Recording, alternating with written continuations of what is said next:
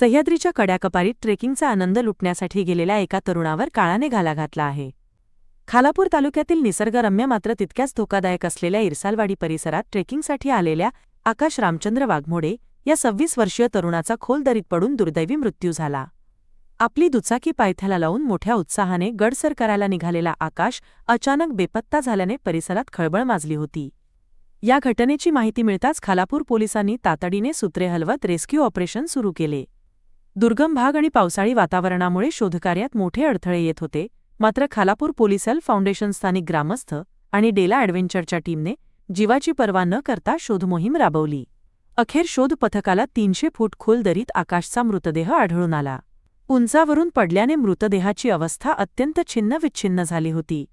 अत्यंत प्रतिकूल परिस्थितीत बचाव पथकाने हा मृतदेह दरीतून बाहेर काढला असून या घटनेमुळे ट्रेकर्स वर्तुळात मोठी हळहळ व्यक्त केली जात आहे.